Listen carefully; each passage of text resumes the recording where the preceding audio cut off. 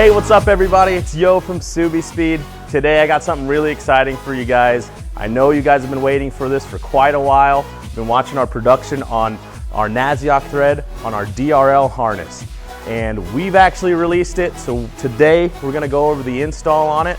It's a great kit, really simple and easy, and it gives you tons of options on what you wanna do for your DRL. And the main reason for the DRL harness is for that C light or boomerang light being enabled for that DRL function. So let's get underneath the hood here and get this installed, and we'll show you all the options and how easy it is. Let's take a quick look at what comes with the DRL harness when you guys order this off our website. First off, we're gonna have our LED C light upgrade, our hyper white vision bulbs already installed on the kit. And that's going to be on one side. All the way to the other side, we were going to have two fuses, and with the fuses installed, and this is going to go into your fuse box underneath the hood to route power to the C lights. Also a ground connection here, then your driver's side C light bulb. Also, we have 4 T-taps that come with the kit, and this is for any other optional DRL lights like fog lights, halos, LED strip for the JDM bezel, and this will give you the option of tying that into our DRL harness and crimping into a spot for your power and signal. So you'll have all those lights on when the DRL is engaged. Pretty simple, really great stuff. Let's get it on the car. All right, now underneath the hood, first step you want to do is obviously remove the factory C lights. We're at the driver's side area first. So to get to that C light, we need to remove the battery and then remove that C light. So go ahead and start that.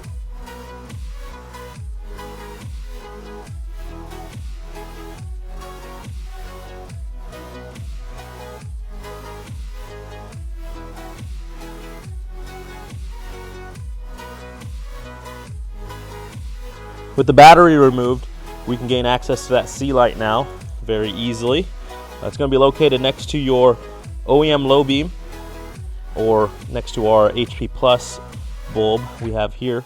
You're looking for a plastic tab right near that that's pointed down, and you will want to twist it up towards this fender, and then you can pull that out. You want to remove this bulb, then get some electrical tape to wrap this up and get it closed off from the elements, and then we can just tuck it behind here to stay there. And if you ever want to return back to stock, all you have to do is take that tape off, reinstall the old bulb, and then you're good to go. All right, now we can install our new C light. And you'll want to grab the driver's side, which is attached to the ground and nearest to the fuses. And we'll go ahead and reinstall these.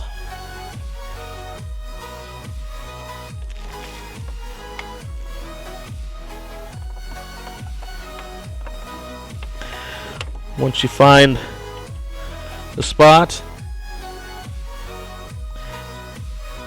our socket kind of just presses right into that. You don't really need to twist or turn or anything, but once you feel like it's in place, kind of give it a little wiggle, make sure it's seated, and everything's good to go there.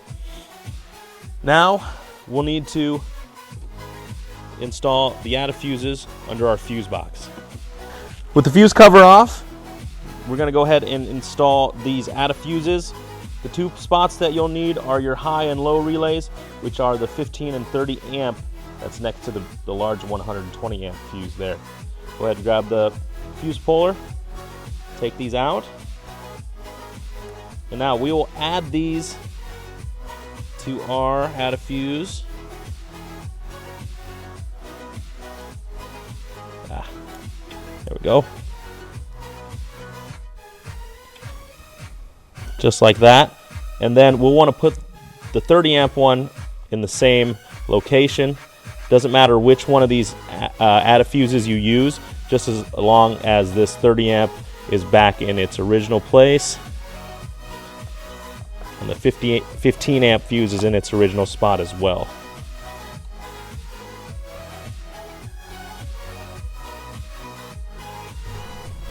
Once those are in its place, we can go ahead and toss our fuse cover box back on. When putting the fuse box cover back on, we've got these extra fuses that come from the factory. And now with the add a fuse on there, these kind of get in the way. So we want to take these out and just throw them in your glove box.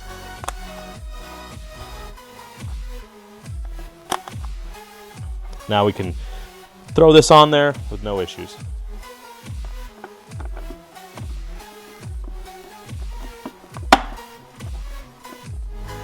Now we can throw the battery back in.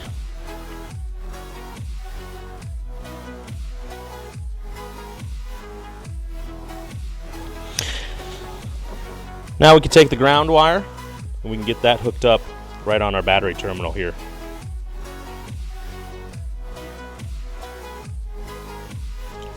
With that done, now we can route this wiring all the way to the passenger side.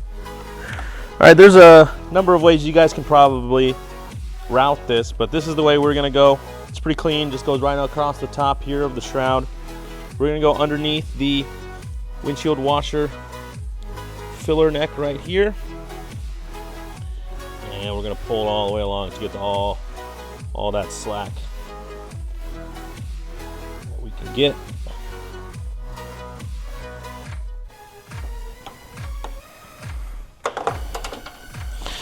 Then we're just going to tuck the wiring underneath this plastic shroud to try to hide as much of it as we can.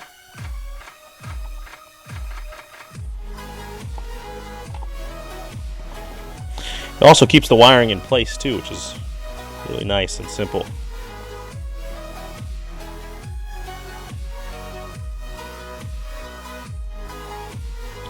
Now we've got most of the wiring hidden, and then we've got plenty of slack on this end. Now we're going to start removing this air box to get access to the passenger side sea light. All right, let's get this air box stuff out of the way. Got a couple fasteners on the scoop to remove.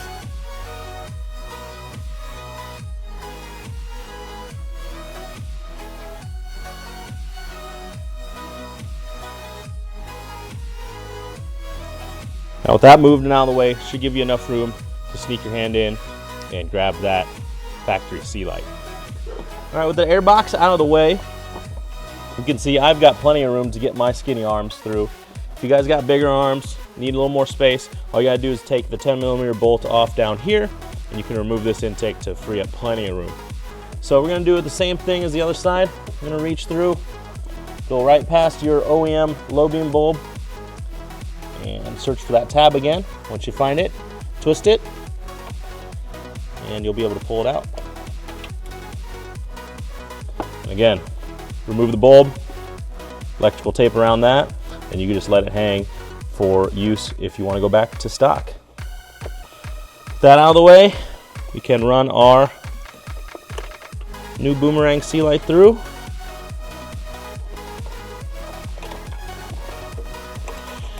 Get that installed.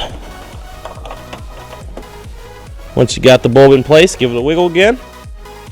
Make sure everything's secure. We're good to go there. We'll go ahead and get all this wrapped up and reinstalled, and you're done.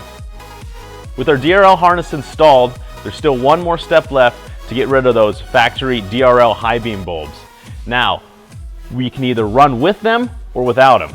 Our harness allows for both. If you guys want to disable them, we've got to get underneath the car right by our passenger fog light and unhook the DRL resistor. So we're underneath the car right now, and we'll show you this step.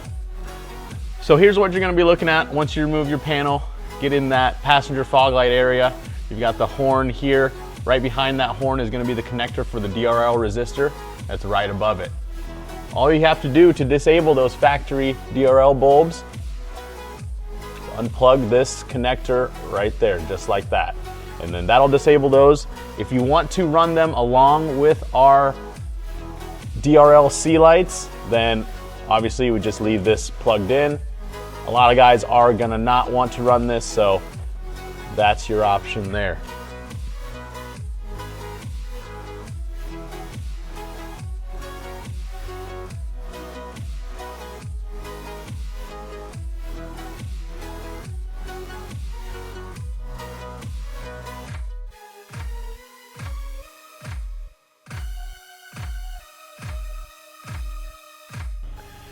With our install wrapped up, we've got our C-Light and JDM fog light bezels installed as our DRL function. For you guys got tons of options out there. With our harness, you can run it with halo fog lights, you can run it with the factory DRL engaged, you can run just the C-Light. All that stuff is available for you. So if you guys want to check out the DRL harness, go ahead and click the link above me. If you guys got any comments or questions, leave them in the comments below, or shoot us an email, sales@subispeed.com, or give us a ring, 888-885-2002. As always, like and subscribe for more on our 2015 WRX and STI.